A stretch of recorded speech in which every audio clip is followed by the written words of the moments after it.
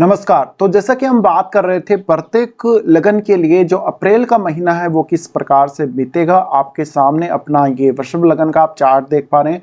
ये जो ग्रह स्थितियां आपको नजर आ रही हैं इस कुंडली में, ये कुछ अप्रैल में इसी प्रकार से रहने वाली हैं। तो इस वीडियो में हम बात कर रहे हैं कि आपके लिए इन सभी ग्रह स्थितियों का, इन गोचर का क्या क्या रिजल्ट रह सकता है। तो आगे बढ़ते हैं। सबसे पहले बात ग्रहों में गोचरीय स्थिति की। सबसे पहले अगर हम गोचरीय स्थिति में बात करें सूर्य की, तो सूर्य 13 अप्रैल तक मीन राशि में ट्रांजिट करेंगे। इसके बाद इनका ट्रांजिट मेष राशि में होगा। बुध मीन राशि में गोचर करेंगे 2 अप्रैल से 25 अप्रैल तक। ये मेष से मीन राशि में वक्री रहने वाले हैं। शुक्र मीन राशि में रहेंगे और 24 अप्रैल से मेष राशि में प्रवेश कर जाएंगे। मंगल कुंभ राशि में गोचर करेंगे और 23 अप्रैल को मीन राशि में प्रवेश कर जाएंगे। गुरु का गोचर मेष राशि में होगा, शनि का कुंभ राशि में। चंद्रमा 1 अप्रैल को धनु राशि में गोचर करते हुए दिखेंगे। राहु मीन में और केतु कन्या राशि में गोचर करेंगे। तो ये गोचरीय स्थितियां हैं जिनको देखना आपके लिए बहुत ज्यादा जरूरी है। इसके बाद अब हम देखते हैं कि आपको जो गोचरीय प्रभाव हैं वो क्या क्या देखने को मिल सकते हैं। देखिए, सबसे पहले हम बात करते हैं लग्नेश से। लग्नेश आपके शुक्र हैं और शुक्र आपके चार्ट में छठे घर के भी स्वामी बनते हैं। ऐसे में अगर आप शुक्र का गोचर देखेंगे, शुक्र उच्च की स्थिति में आपके लाभ स्थान में गोचर कर रहे हैं। तो ये निश्चित है कि इस मंथ में आपको कहीं ना कहीं से कोई बड़ा धन लाभ हो सकता है। इसके साथ ही आपको धन के खर्चे भी इस मंथ में काफी ज्यादा सताएंगे। काफी ज्यादा धन के खर्चे आपके लगे रहेंगे। ऐसे में शुक्र का जब आपके 11वें भाव में ट्रांजिट है, तो निश्चित रूप से आपको इस समय कोई एक्स्ट्रा मनी सोर्स की तरफ देखना चाहिए, कोई ना कोई एक्स्ट्रा इनकम की तरफ आपको देखना चाहिए। साथ ही शुक्र यहाँ से आपके पंचम भाव को देख रहे हैं, जहां इनकी नीच की राशि है। ऐसे में शुक्र आपको मदद करेंगे आपकी क्रिएटिव स्किल्स के मामले में, आपकी डिसीजन मेकिंग, आपका जो भी आप में सर्जन क्षमता है, जो भी प्रकार के आपके अंदर एबिलिटी या क्वालिटी है, वो आप काम कर पाए। शुक्र यहाँ से अब फिर आपके प्रेम संबंधों के लिए कुछ हद तक अच्छे साबित होंगे। शुक्र का पंचम भाव को देखा जाना संतान के प्रति आपको काफी ज्यादा अटैच करेगा। इसके अलावा देखा जाए तो 24 अप्रैल से उसके बाद ये मेष राशि में भी प्रवेश करेंगे, लेकिन 24 अप्रैल तक की जो स्थितियां हैं उनमें निश्चित रूप से आपको आपकी संतान के साथ कुछ हद तक समय बिताने के लिए मिल सकता है। संतान के साथ आपके संबंध अच्छे होंगे। भले ही केतु का ट्रांजिट आपके पंचम भाव में चल रहा है, लेकिन इसके बावजूद भी आप बहुत ज्यादा इमोशनली अपनी संतान और अपने लवर से अटैच रहेंगे। साथ ही देखिए, शुक्र है वो पुरुषों के लिए उनकी वाइफ का कारक है। ऐसे में आपके लिए हो सकता है कि आपका जो जीवन साथी है वो आपको कुछ मदद करेगा। आपको चाहे वो अपनी किसी भी प्रकार से सपोर्ट करे, धन के मामले में सपोर्ट करे या अपने आपके जो रिलेशनशिप है उसमें सपोर्ट करे। शुक्र का यहाँ होना दिखाता है कि शुक्र जो है आपके चार्ट में, क्योंकि छठे भाव के भी स्वामी, छठे भाव के स्वामी होते हुए यहाँ पर कुछ हद तक आपको थोड़ा मेहनत करनी पड़ सकती है। अपनी एबिलिटी, अपनी क्षमता का इस्तेमाल अच्छे से करना पड़ सकता है। फिर देखिए, शुक्र यहाँ पर 2-3 ग्रहों के साथ यहाँ युति कर रहे हैं। ऐसे में हो सकता है आप थोड़ा एक्स्ट्रा काम करने को देखेंगे या थोड़ा मल्टीटास्किंग हो जाएंगे इस मंथ में। तो आपके ऊपर थोड़ी एक्स्ट्रा जिम्मेदारियां धन वगैरह कमाने को लेकर रह सकती हैं।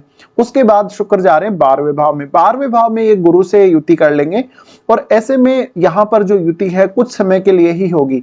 कुछ समय के लिए जो ये युति बनेगी, आपको कोई ना कोई आध्यात्म के लिए खर्चा करना पड़ सकता है। आप कोई दान दक्षिणा वगैरह, कोई चैरिटी वगैरह कर सकते हैं। साथ ही साथ जो लोग विदेश में रहते हैं या ऑलरेडी जो लोग विदेश में सेटल्ड हैं, उन लोगों को काफी फायदा मिलेगा शुक्र के इस ट्रांजिट से। यहाँ पर अब शुक्र जो है फिर आपके छठे भाव को देखेंगे, जहां इनकी खुद की ही राशि है। शुक्र का आपके 12वें भाव में गुरु के साथ युति करना और आपके 6th हाउस को देखना कुछ मामलों में आपको आपके कार्य क्षेत्र में मदद करेगा। साथ साथ में आपको विदेश से पैसा आ सकता है। देखा जाए तो गुरु और शुक्र का 12वें भाव में युति होना आपको थोड़ा रिलेशनशिप में दिक्कत में डाल सकता है। तो ये सब प्रभाव शुक्र के ट्रांजिट के रहेंगे। अब हम बात करते हैं बुध के बारे में। बुध आपके दूसरे और 5वें घर के स्वामी बनते हैं। बुध का जो ट्रांजिट है, देखिए बुध आपके 11वें भाव में नीच की स्थिति में है और ऐसे में बुध जो है यहाँ पर 2 अप्रैल से 25 अप्रैल तक वक्री भी रहने वाले हैं और ये मेष से मीन राशि में वक्री रहेंगे। ऐसे में यहाँ पर देखिए, सबसे ज्यादा जो प्रभाव है आपको एक मल्टीटास्किंग एबिलिटी अपने अंदर देखने को मिल सकती है। लेकिन कभी कभी इस समय आप अपने डिसीजन मेकिंग में थोड़ा सा सा वीक हो सकते हैं। बुध के वक्री रहते हुए आपके पास बहुत सारी प्लानिंग्स हो सकती हैं, बहुत सारे आइडियाज हो सकते हैं, लेकिन वास्तव में आप कौन से आइडिया पे वर्क करेंगे ये आपके लिए थोड़ा मुश्किल हो जाएगा।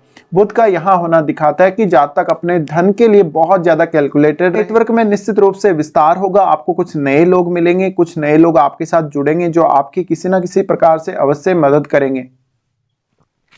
तो देखिए यहाँ बुध नीच की स्थिति में है और नीच की स्थिति में होने की वजह से यहाँ पर धन के बहुत सारे सोर्सेज, बहुत सारे ऐसे चांसेस आपकी लाइफ में आ सकते हैं। बट आपके चार्ट में बुध अपने घर को यहाँ से देखेंगे तो एक अच्छी स्थिति यहाँ क्रिएट होगी, आपको डिसीजन मेकिंग में कुछ हद तक मदद करेंगे। हालांकि बुध नीच की स्थिति में है, इसके बावजूद भी आपको अच्छी मदद, अच्छी हेल्प कर पाएंगे। यहाँ पर बुध जो है वो राहु के साथ रहने वाले हैं, ऐसे में बहुत ज्यादा चतुराई या बहुत ज्यादा चालाकी का आप प्रयोग कर सकते हैं। तो यहाँ पे जो लोग शेयर मार्केट वगैरह में या जो लोग इस प्रकार से कोई स्पेकुलेशन के कार्यों से जुड़े हैं, उन लोगों को यहाँ ज्यादा फायदा होने के चांसेस हैं। उसके बाद हम देखेंगे चंद्रमा को। चंद्रमा आपके तीसरे घर के स्वामी है और चंद्रमा का गोचर आपके 8वें भाव में हो रहा है। चंद्रमा का गोचर 8वें भाव में होते हुए आपको कोई ना कोई ऐसा चांस मिल सकता है जिससे आपकी इनकम बढ़ सकती है, आपको अपने ससुराल पक्ष से बेहद अच्छी स्थिति देखने को मिलेगी, ससुराल पक्ष के साथ आपके संबंध काफी अच्छे होंगे। चंद्रमा यहाँ पर आपके वाणी स्थान पर दृष्टि डाल रहे हैं, ऐसे में कोई ना कोई आप में क्रिएटिव टैलेंट हो तो आप अपनी वाणी का बेहतर से बेहतर उपयोग कर सकते हैं। साथ ही आर्थिक स्थिति में थोड़ा उतार चढ़ाव आ सकता है, क्योंकि देखिए सेकंड हाउस को चंद्रमा देख रहे हैं और सेकंड हाउस में जो राशि है वो बुध की राशि है, ऐसे में आपको थोड़ा सा इमेजिनेशन का प्रभाव ज्यादा पड़ सकता है।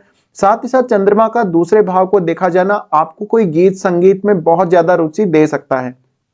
तो यहाँ पे मेनली अपने नेचुरल टैलेंट पे फोकस करें। वैसे भी आपका जो लगन है वो शुक्र का है और शुक्र भी इन्हीं के कारक माने जाते हैं, गीत संगीत के कारक शुक्र माने जाते हैं, ऐसे में आपको बहुत अच्छा प्रभाव देखने को मिल सकता है। उसके बाद चंद्रमा जाएंगे आपके 9वें भाव में। 9वें भाव में चंद्रमा जाएंगे तो निश्चित रूप से भाई बहनों के साथ संबंध काफी अच्छे रहेंगे, क्योंकि चंद्रमा का यहाँ से एस्पेक्ट पड़ेगा आपके तीसरे भाव पे। आपका इमेजिनेशन पावर बहुत अच्छा रहेगा, आपको आध्यात्म में रुचि रहेगा, साथ ही लंबी दूरी की कोई सडन यात्रा हो सकती है। इसके अलावा आप घूमने फिरने के मूड में थोड़ा ज्यादा रहेंगे। चंद्रमा उसके बाद प्रवेश करेंगे आपके 10वें भाव में। 10वें भाव में चंद्रमा का प्रवेश करना थोड़ा सा मेंटली आपको अनस्टेबल करेगा, यहाँ पर थोड़ा सा हो सकता है डिसीजन वगैरह लेने में देरी भी हो सकती है। उसके बाद हम देखेंगे सबसे इंपॉर्टेंट ट्रांजिट जो कि सूर्य का ट्रांजिट है। देखिए सूर्य का जो गोचर है आपके लाभ स्थान में हो रहा है और सूर्य का गोचर यहाँ 13 अप्रैल तक है। 13 अप्रैल तक जो सूर्य की स्थिति आपके लाभ स्थान में होते हुए आप अपने घर परिवार के लिए कोई बड़ा निर्णय इस मंथ में ले सकते हैं, जैसे कोई जमीन जायदाद वगैरह या अपनी खुद की गाड़ी के लिए या अपने परिवार के लिए, ओवरऑल सभी सदस्यों के लिए।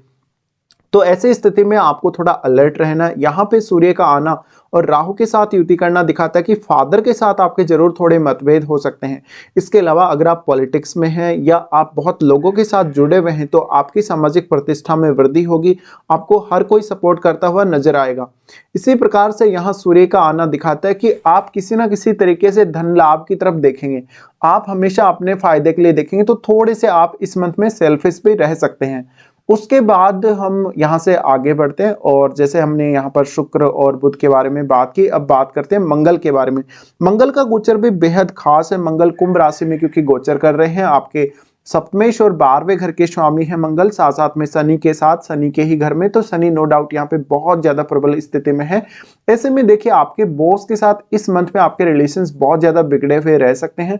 मंगल का आपके 10वें भाव में ट्रांजिट करना आपके जीवन साथी के साथ आपके काफी मतभेद करवा सकता है। आपका जीवन साथी आपको किसी काम को करने के लिए फोर्स कर सकता है, आपके करियर में थोड़ा सा इंटरफेयर जो आपके जीवन साथी का रह सकता है। इसी प्रकार से अगर आप जॉब और बिजनेस दोनों करना चाहते हैं तो इस मंथ में आप ट्राई कर सकते हैं अपना कोई ना कोई नया बिजनेस स्टार्ट करने का। साथ ही साथ अगर आप कोई ऐसे क्षेत्र में हैं जहां पे जैसे इंजीनियरिंग है या कोई आर्टिफिशियल इंटेलिजेंस है या जैसे कोई और इस प्रकार का क्षेत्र है जहां पे टेक्निकल कार्य होते हैं, कोडिंग वगैरह इन सब से जुड़े हुए कार्य होते हैं, तो उन मामलों में आप ज्यादा सफल हो सकते हैं।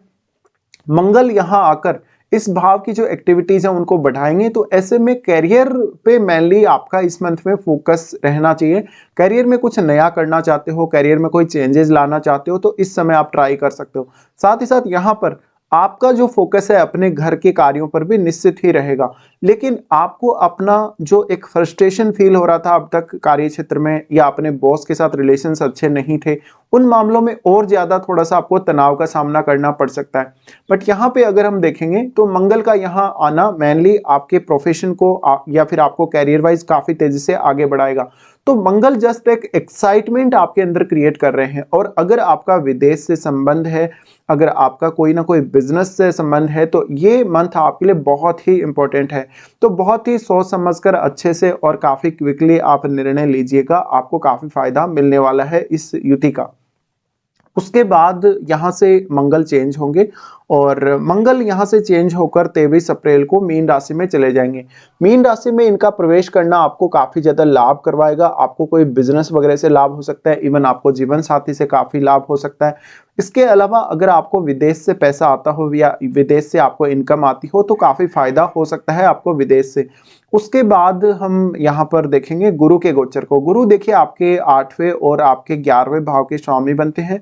गुरु का गोचर आपके 12वें भाव में है। 12वें भाव में गुरु के गोचर के रहते हुए यहाँ पर आपको काफ़ी सारे ऐसे चांसेस देखने को मिल सकते हैं जहाँ पे आपके खर्चे बढ़ गए हैं सडनली, जहाँ पर आपने कोई प्री प्लान नहीं किया, आपने कोई अपना बजट निर्धारित नहीं किया कि आपको कितना खर्च करना है, कितना खर्च नहीं करना है। इसके बावजूद भी आप काफ़ी ज़्यादा तनाव में चले जाएंगे, बहुत ज़्यादा मुश्किल में चले जाएंगे। कभी-कभी आपके खर्चे इतने ज़्यादा बढ़ जाएंगे कि आपके हाथ में पैसा नहीं रुकेगा। इसके अलावा यहाँ गुरु का जो ट्रांजिट है, देखिए 8वें भाव से डायरेक्टली यहाँ गुरु का संबंध है, और वैसे भी दृष्टि संबंध भी है। तो ऐसे में जो लोग रिसर्च कर रहे हैं, जो लोग अकल्ट के फील्ड में हैं, या कोई स्पिरिचुअल ट्रैवल के लिए लोग देख रहे हैं विदेश जाने का, उन लोगों को सबसे ज़्यादा फायदा मिल सकता है। इसके अलावा अगर देखा जाए तो जो गुरु का ट्रांजिट है, गुरु के ट्रांजिट में इनका जो 5वीं दृष्टि पड़ेगी वो आपके 4th भाव पे पड़ेगी। ऐसे में यहाँ हो सकता है घर परिवार के लिए या अपनी माताजी के लिए आपका कोई बड़ा खर्चा हो सकता है। गुरु का एस्पेक्ट आपके 6ठे भाव पर भी है। 6ठे भाव पर एस्पेक्ट के रहते हुए यहाँ पर इस बात के प्रबल चांसेस हैं कि आपको गुरु अपना एक क्लियर एक इंसाइट प्रोवाइड करेंगे। आपका जो डेली लाइफ है उसमें आप किस तरीके से अपने ज्ञान का और अपनी क्षमताओं का बेहतर से बेहतर उपयोग कर सकते हैं। उसके बाद गुरु का एस्पेक्ट आएगा आपके यहाँ पे आपके 8th हाउस पे, क्योंकि यहाँ पे 9 नंबर राशि है, तो 9 नंबर राशि के रहते हुए 8वां भाव है, और 8वें भाव पर जब इस प्रकार से गुरु का दृष्टि आएगा तो ऐसे में निश्चित रूप से गुरु यहाँ पर आपको काफ़ी ज़्यादा फायदा करेंगे, आपको लाभ देंगे। अगर आपको ससुराल पक्ष से काफ़ी दिक्कत आ रही है, या अपने जीवन साथी से भी कुछ हद तक अगर आपको प्रॉब्लम्स आ रही हैं, वो प्रॉब्लम्स भी आपकी दूर होंगी। इसके साथ ही अब हम देखेंगे शनि के ट्रांजिट को। शनि देखिए आपके 9th और 10th लॉर्ड होकर 10th हाउस में ट्रांजिट कर रहे हैं और मंगल के साथ स्थित हैं। ऐसे में देखिए अगर आपका प्रोफेशन वाइज अगर विदेश से संबंध है या किसी दूसरे स्टेट में जाके आप रह रहे हैं, तो आपको काफ़ी फायदा मिल सकता है। आपका मेनली इस मंथ में सबसे ज़्यादा जो फोकस रहना चाहिए वो अपने करियर पर रहना चाहिए। आपको प्रमोशन वगैरह के लिए या जॉब वगैरह चेंज करने के लिए देखना चाहिए, और अपने काम में, अपने जॉब में कैसे आप अपने स्किल्स का ज़्यादा से ज़्यादा उपयोग कर सकते हैं। साथ ही साथ इस मंथ में प्रॉपर्टी वगैरह को लेकर, जैसे कि मैंने बोला, कोई बड़ा खर्चा हो सकता है। तो शनि का यहाँ प्रभाव काफ़ी अच्छा रहने वाला है। मंगल के यहाँ आने से थोड़ी इस भाव में जैसे कि तेजी आएगी, जिससे आपके काम काफ़ी तेजी से आगे बढ़ेंगे। अब मंगल जो है, क्योंकि यहाँ पर मंगल का आपके लगन पर भी एस्पेक्ट है, और शनि का जो एस्पेक्ट है आपके 12वें भाव पे है। ऐसे में देखिए आपको काफ़ी एक्टिवेट कर रही है ये स्थिति, और आपकी जो जिम्मेदारियां बनती हैं, आपकी जो वास्तव में जो रिस्पॉन्सिबिलिटी आपके फेवर में आती हैं, जो आपके साइड में जो रिस्पॉन्सिबिलिटी आती हैं, उनको आप जल्दी से जल्दी पूरा करने की यहाँ कोशिश करेंगे। तो निश्चित रूप से यहाँ पर शनि का जो प्रभाव है काफ़ी स्ट्रॉन्ग है, और ऐसे में इनके साथ मंगल का आना, ये युति आपको काफ़ी ज़्यादा अलर्ट करेगी वास्तव में कहाँ कहाँ आप गलत कर रहे हैं, और आपको अब क्या ठीक कर लेना चाहिए, क्या सही कर लेना चाहिए, क्या आप वास्तव में अपने काम पे फोकस नहीं कर पा रहे हैं, या कोई ऐसी चीज़ है, कुछ ऐसी घटना है जो आपको डिस्टर्ब कर रही है। तो ये सब आपको अब भूलना पड़ेगा और ज़्यादा से ज़्यादा अपने काम पर फोकस करना पड़ेगा। तो यहाँ पे एक बहुत ही मेजर इफेक्ट आपके लिए क्रिएट हो रहा है, और इन दोनों की दृष्टि फिर आपके 4th हाउस पर भी है। 4th हाउस पर ये दृष्टि रहते हुए निश्चित ही आपको घर के कार्यों में भी थोड़ा उलझन का सामना अवश्य करना पड़ सकता है, और अपने परिवार के सदस्यों के साथ थोड़ा सा मनमुटाव का सामना भी करना पड़ सकता है, क्योंकि मेनली इस मंथ में आपका जो फोकस है सबसे ज्यादा करियर पर ही रहने वाला है। उसके बाद शनि का यहाँ दृष्टि जो रहेगा आपके 7वें भाव पे रहेगा। तो 7वें भाव पे दृष्टि रहने से आपका ध्यान रिलेशनशिप और मैरिड लाइफ पर उतना ज़्यादा नहीं रहेगा, बट आपका जो ध्यान है लोगों से मिलने-जुलने और लोगों के साथ इंटरेक्ट करने में ज़्यादा आपको इंटरेस्ट रहने वाला है। तो ऐसे में आपका पॉपुलैरिटी, आपका मान-सम्मान काफ़ी बढ़ने के चांसेस हैं इस मंथ में। इसके बाद अब हम देखेंगे आपको कौन-कौन से अच्छे और खराब दिन इस मंथ में आने वाले हैं। देखिए, सबसे अच्छे दिनों में अगर हम देखें तो 14 से 16 तारीख तक और 19 से 23 तारीख तक ये दिन आपके लिए काफ़ी अच्छे साबित होंगे। अगर आपको कोई भी ऐसा कार्य है जो ईज़िली नहीं बन पा रहा, जिसमें काफ़ी ज़्यादा रुकावट आ रही है, काफ़ी ज़्यादा आपको ऑलरेडी परेशानी आ रही है, तो आप उन कार्यों को इन दिनों में पूरा करने के लिए विचार कर सकते हैं।